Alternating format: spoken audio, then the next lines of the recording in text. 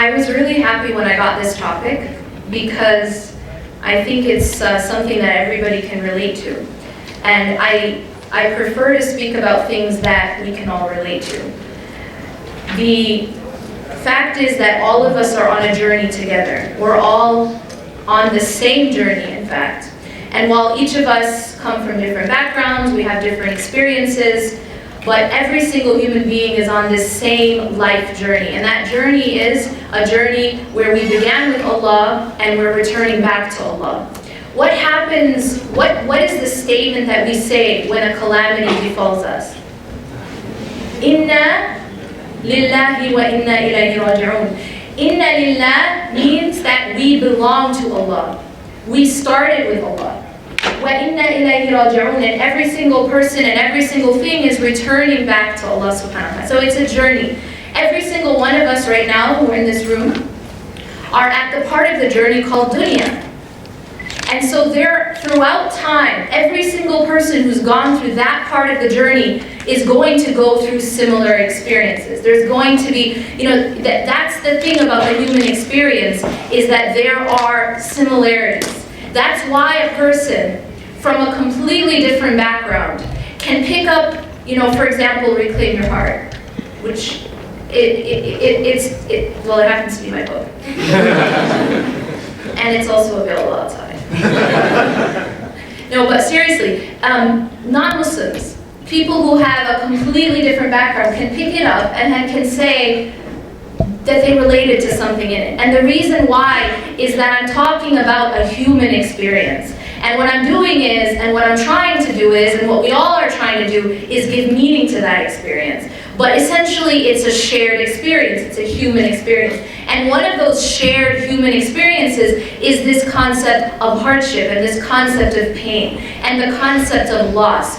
And so the idea or the formula for being able to weather storms is a formula that everyone can relate to. And it's a formula that everyone needs to understand. Because at the end of the day, no matter where you live, right? So at the moment I live in Southern California. Now, a lot of times people say, if I tell people I live in Southern California or I moved to Southern California, they think like they want to high-five me, right? That high-five if it's not, Anyway, so, but they have trouble understanding, well, okay, actually, for me, it was very hard to move to California because I had to leave Raleigh, which is a giant forest. But the idea is that even in the place where you might go for vacation, the place where you might think is it's the paradise on earth, right? Which in my opinion is New Zealand. But the idea is that even in those places, right?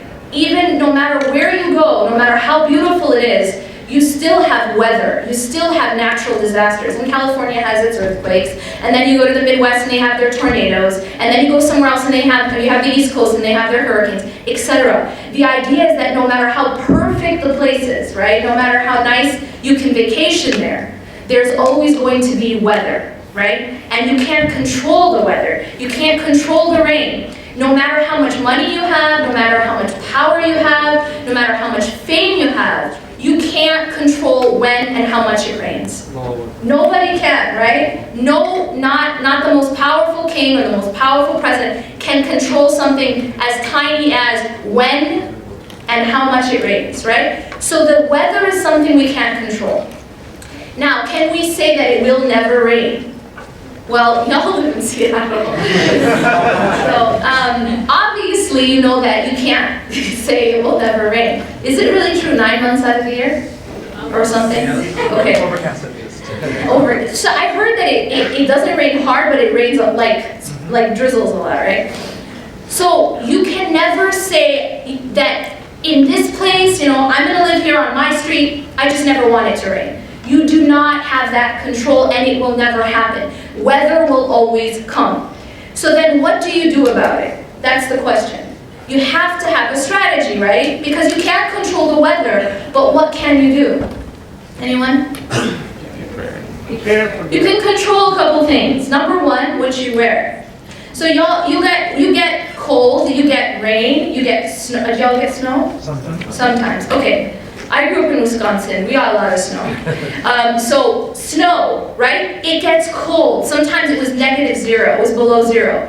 I can't control the cold. I can't control the rain. I can't control the snow. But what I can control is what I wear. I can put on a coat. I can put on gloves. I can put on a hat.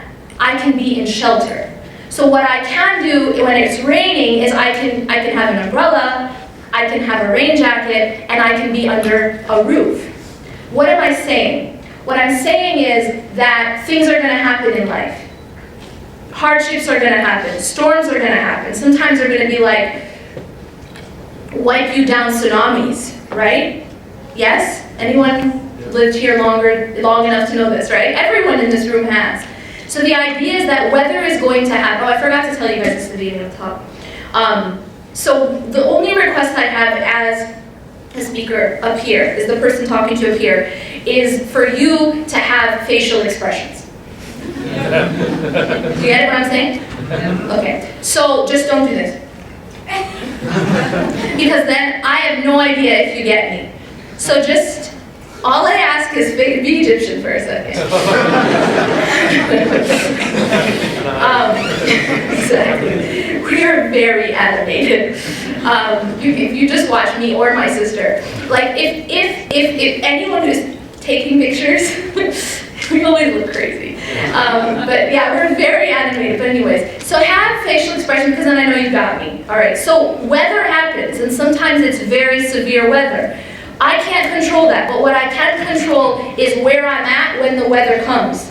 You know, with a tornado, for example, you cannot control where a tornado goes, you cannot control what a tornado does, but the only thing you can do is you can be in shelter. And as long as you go, with regards to a tornado, it's about getting underground, it's about getting low, right?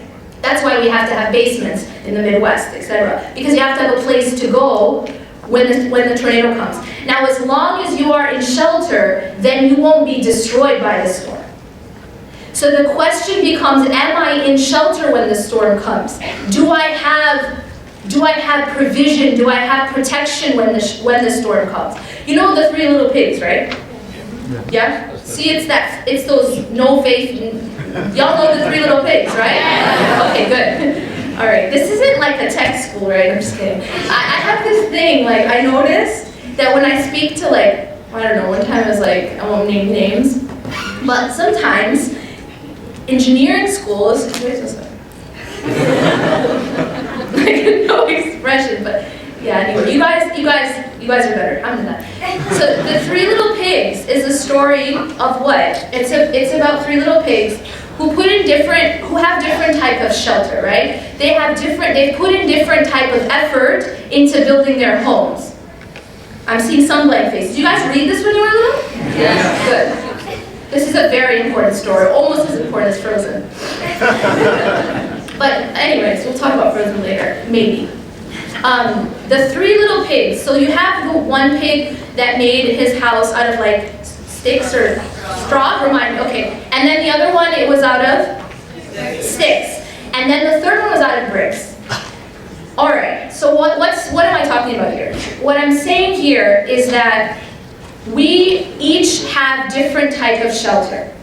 And now, what's going to happen in our life is we're going to be faced with the big bad wolf.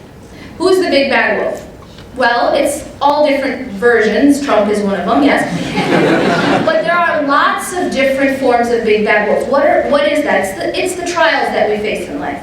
And these are all kinds of trials. Financial trials, emotional trials, relationship trials, political trials, health trials.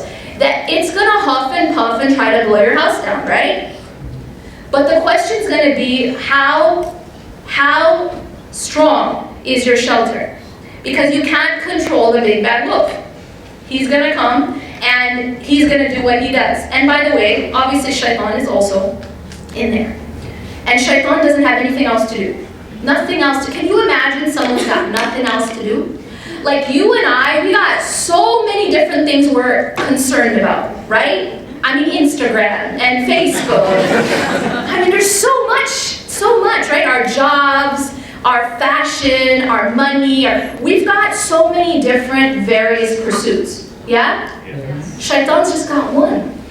You know what you're up against? You're up against someone with ikhlas. What's ikhlas? I mean, really, no, it's a singular focus. And his singular focus is to take you to hell. I mean, simple as that.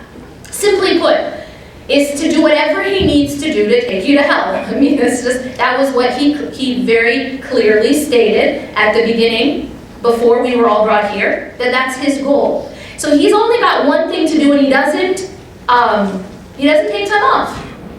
He doesn't take time off. And he's got armies working with him. All right? So the idea is, unless we become more serious about our shelter and about our own focus, we get destroyed. Our house gets destroyed, and then we get destroyed. Now the question becomes, well, how do we build this shelter? What is that shelter? And how can I build a shelter that's made out of bricks? So that when this wind comes, because it's not about if it will come, it's about when and how it comes, because for sure it will come. Allah subhanahu wa ta'ala tells us this again and again in the Quran, right? And just living in life, even if you never read the Quran, you know this. وَلَنَبْلُوَنَّكُمْ بِشَيْءٍ مِنَ الْخَوْفِ وَالْجُوعِ وَنَقْصٍ مِنَ الْأَنفُسِ وَالثَّمَرَاتِ وَنَقْصٍ مِنَ الْأَمْوَالِ. So first you have Allah subhanahu wa ta'ala is telling us, definitely you'll be tested.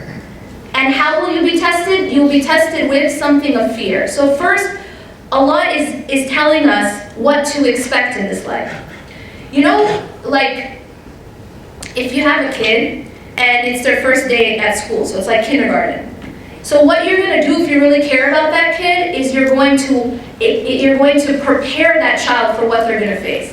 All right, you're going to have to do this, then you're going to have to, and you might face a bully, and you might, and this might, and so you're preparing that child. Why? Out of mercy. Out of mercy, you're preparing that child for what they're going to face. Why? So that they don't get harmed. So Allah subhanahu wa ta'ala is more merciful than even the most merciful mother is to her child. And Allah is preparing us, وَلَنَبْلُوَنَّكُمْ, that surely we will test you. وَلَنَبْلُوَنَّكُمْ بِشَيْءٍ مِنَ الْخَوْفِ وَالْجُوعِ وَنَقْصٍ مِنَ الْأَمْوَالِ وَالْأَنفُسِ وَالثَّمَرَاتِ. So you are going to be tested of something of fear and hunger and loss. So fear, we understand. We live in a world where it's like, so many reasons to be afraid. So many reasons to be anxious. And that's part of life. It's like you can't go through your life never feeling fear. It's part of dunya. And part of akhirah, or rather part of how Allah subhanahu wa ta'ala describes Jannah is what? Anyone? لَا خَوْفٌ عَلَيْهِمْ وَلَا هُمْ يَحْزَنُونَ. That there is no fear on them, nor shall they grieve. So one of the rewards repeated again and again about Jannah is that there's no fear and there's no grief. There's no sorrow. Fear and sorrow. If you look at what is the most common, like in terms of mental disorders, or in terms of the types of struggles that we deal with psychologically, you'll find that the majority of them fall into one of two categories: anxiety disorders and depressive disorders. This is what plagues us in this life. Generally, it's fear and sadness. And it's those two things which Allah subhanahu wa ta'ala says there is none in Jannah, inshallah. So here we are told that in this life we will be tested with something of fear and hunger. Now hunger, we can understand it as the obvious meaning of not having enough food, right? But if you look at hunger in a more general sense, right? You can basically hunger for any kind of hunger essentially is to need something or desire or want something that you don't have or don't have enough of. So yes, people can have hunger for acceptance, hunger for respect, hunger for love, these things which there's a shortage of. So that person remains hungry. So there's different kinds of hunger that we will face in this life. And then naqs. The loss. Loss of what? Loss of wealth, loss of people, anfus, the people in our lives, and then loss of the fruits of our toil. So we put in effort sometimes in life. Have you guys ever studied really, really hard for an exam? and did very, very badly? Has it ever happened? Yeah. Yes? Never. Never? Never. Well, you're the exception. No, just I know you really are. So it's happened to us where we put in effort, right? And we see naqs, we see this loss in thamarat. Now, thamarat literally is like it's the fruits of your toil. So you can have a farmer can have thamarat, right? But you don't have to be a farmer to relate to this ayah, because this is any kind of effort that you put in, and you expect a certain result. That's the fruits of your toil. Now, do you always get it? Absolutely not, right? You guys know this from experience. Sometimes you try really hard at something and it doesn't work out. You tried studying, you didn't do well. You tried for a job, you didn't get the job. You tried for a specific marriage, it didn't work out, etc. So there's a lot of times when you put in effort into something and it doesn't work. This is part of the tests of dunya, is that you have loss in results. You know, sometimes you plan an event. Those of you who are Islamic workers, you plan an event, and nobody shows up, or there's no volunteers, or whatever. You don't get the result that you wanted, even though you put in a lot of effort. This is again part of the tests of dunya. Now, after saying all of this, now we know that this is going to happen. We've been told ahead of time. After saying all of this, Allah says, وَبَشِّرِ الصَّابِرِينَ. Give glad tidings to the patient ones, to as-sabirin. First of all, I want to point out that it's unusual to go to someone who has just had a calamity, or has just lost something, or who is hungry, or what did we talk about? We talked about fear, we talked about loss, we talked about hunger, and then to go up to them and be like, congratulations, right? Like someone just lost their home or just lost their job, and you go up to them and say, good news. Like, you don't usually do that, right? You usually give bushra to someone who just had a baby, or someone who just got married, anyway, someone who just got married, someone who had a baby, someone who just bought a house. But when someone has a calamity, you don't go up to them and usually say congratulations or good news to you. But Allah SWT is saying, وَبَشِّرِ الصَّابِرِينَ. He's giving glad tidings to these people who have gone through these storms.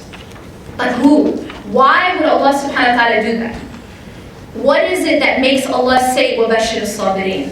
What is so powerful and special about having sabr in these calamities or in these storms that would make Allah say, give us glad tidings, give those people glad tidings? First, who are those people? الَّذِينَ إِذَا أَصَابَتْهُمْ مُصِيبَةٌ قَالُوا إِنَّا لِلَّهِ وَإِنَّا إِلَيْهِ رَاجِعُونَ. Those people who, when a calamity strikes them, they respond with, indeed, we belong to Allah, and to Allah we return. This statement is, it's a way of seeing the world. It's a way of responding to the world, because you understand that Allah owns everything, and you understand that everything is returning to Allah subhanahu wa ta'ala. So, inna lillahi wa inna ilayhi raji'un isn't just a statement of the tongue, but it's actually a way to see the world and a way to respond to the world. Inna lillahi wa inna ilayhi raji'un. When people respond in this way, then Allah subhanahu wa ta'ala tells them what their reward is. And those people have a reward that you can't buy with everything under the heavens or the earth. And that reward that Allah gives after that is His mercy, His blessings, and His guidance. Now the question becomes, how do we build this shelter? So we agree that we need the shelter, but the question now becomes how. When a storm hits, there are different ways to respond. When you're faced with a calamity, there are different ways to respond. Now, I'm just going to talk briefly about the different ways to respond and talk about the wrong ways to respond, the good ways to respond, and the best ways to respond. First of all, one of the biggest mistakes that we make when we face a storm is actually a response even very practicing people will have. Even a response a believer might have. And that is the response of toughening up.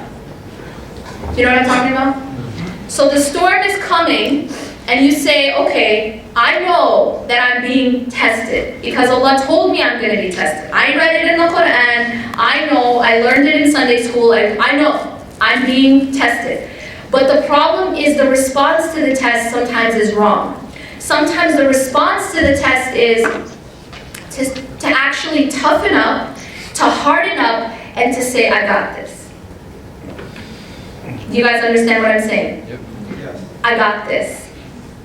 You know this attitude of sort of, I don't know, the Rocky attitude maybe?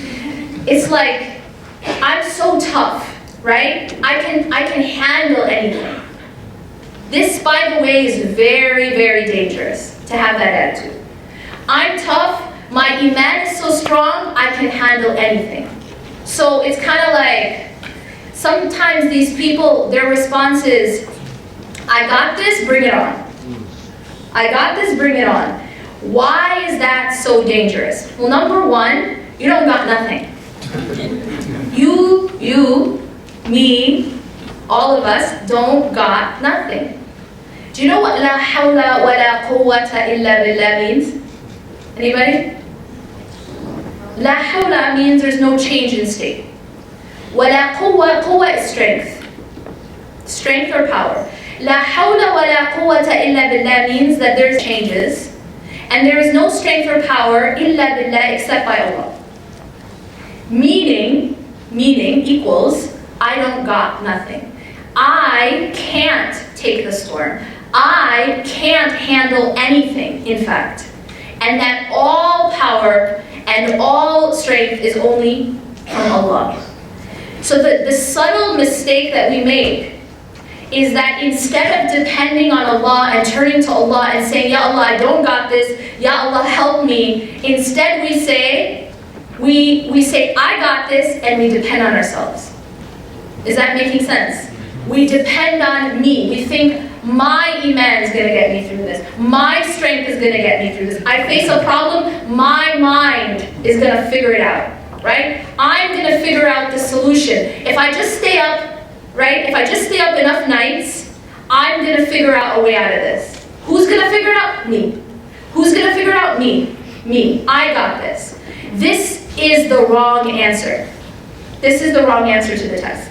When we say that Allah tests us, a lot of times we don't understand what does that even mean. One of the purposes of the test, see, and I know why we're like this, right? Because you see in school, when you're tested by a professor, are you allowed to raise your hand and say, yo, professor, I have no idea what I'm doing, can you help me? Because I'm going to fail this without your help. Are you allowed to do that? That's called cheating.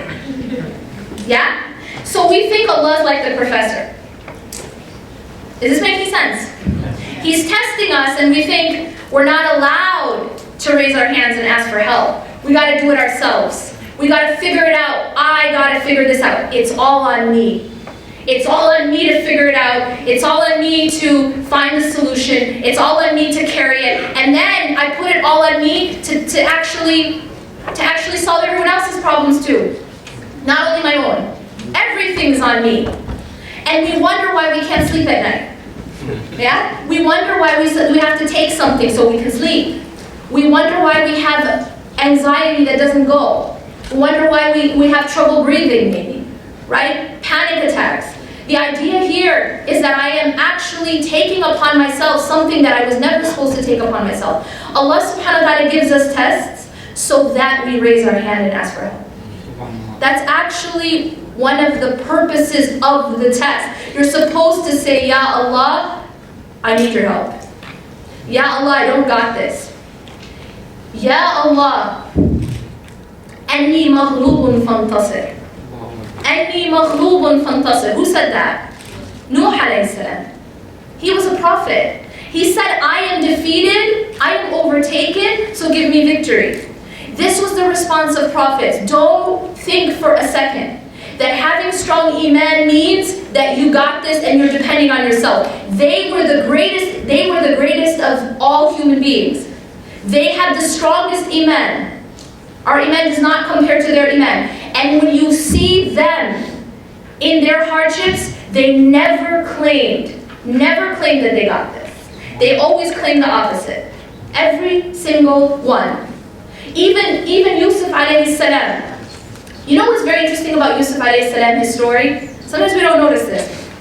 But when he resisted the temptation of the woman who was trying to tempt him, he didn't say that I resisted it because I'm so holy. He didn't say I resisted it because I'm so righteous. He said, had it not been for my Lord, I would have given in. That's actually what he said. You see what that is? That is realizing that everything comes from Allah. That the strength to get up and pray Fajr is not because you're awesome. I'm sorry to say. It isn't. It's not because you're awesomer than the person across the street. It's simply because Allah has gifted you. That's why you're able to get up and pray. And so this idea, the arrogance that comes in us when we're able to do something is a deception, because our ability to do absolutely anything is only by Allah. It's not by ourselves. And so the right answer when you're in a storm is not to toughen up, but it's to soften. It's the opposite of what a lot of us think. The right answer is to soften, is to humble, is to raise your hand and say, I don't got this, I have no idea what I'm doing, and I need your help. أَنِّي مَغْلُوبٌ فَانْتَصِرْ. That I am overtaken, so give me victory. When Adam alayhi salam slipped, his response was humility. His response was to seek forgiveness. Right? And his response was completely opposite of Iblis. And so what we have to do is to build that shelter. We have to rely on Allah subhanahu wa ta'ala. And we have to be in a place where when the weather is good, work on getting close to Allah. When things are easy, and this becomes the test of ease, isn't it? Because the test of ease is that's when we're, it's like the pig that wanted to play, didn't want to build, because there was no big bad wolf at that point. So he didn't want to put in the effort. But what we have to realize is that this effort needs to be consistent. While the sun is out, we're working on building the shelter. And that shelter is in our nearness to Allah, our relationship with Allah, our spiritual work, which I'm sure you had lots of lectures about. But that spiritual work needs to happen when the weather is good, when things are easy, when things are going the way you want. That's when you need to be building that home. And that way, when the weather comes, when the storm hits, you will be inside of a strong shelter. It doesn't destroy you. It doesn't destroy you like if you had no shelter. All right. So, remembering that when you get struck with a calamity, immediately, as soon as you possibly can, humble yourself. Turn to Allah, ask Allah subhanahu wa ta'ala for assistance. Because here's what you have to keep in mind. If the purpose of a storm is to make me go to shelter, is to make me humble myself, is to make me rely on Allah, and the storm comes and I'm not doing it, I'm still saying I got this, and I'm trying to stand up straight, I'm trying to harden up, well, what's going to make me humble myself? More storm. And sometimes this is what happens when we don't have the proper response. When I'm not humbling myself, when I'm not relying on Allah, the hardship gets harder. The burden gets heavier. And this is out of mercy. The reason why is that Allah subhanahu wa ta'ala is like, okay, well, we didn't get it. We're not getting it. We're still relying on me. I'm still relying on I still think I got this. Well, sometimes it takes so much because we're stubborn and a little slow sometimes. And so it takes so much for me to finally say, I don't got this. Ya Allah, I'm done. But why does it have to take so much? We should go sooner. We should go easier. It's like there's two ways to go to Allah. You can go walking, or you can go on your face. You can go crawling on your face, right? Or dragged. But why not go walking? So don't wait until it just keeps getting more and more to realize that we need to humble ourselves and turn to Allah subhanahu wa ta'ala and depend on Him. أقول قولي هذا واستغفر الله لي ولكم إنه غفور رحيم. سبحانك الله وبحمدك أشهد أن لا إله إلا أنت أستغفرك وأتوب إليك. والسلام عليكم ورحمة الله وبركاته.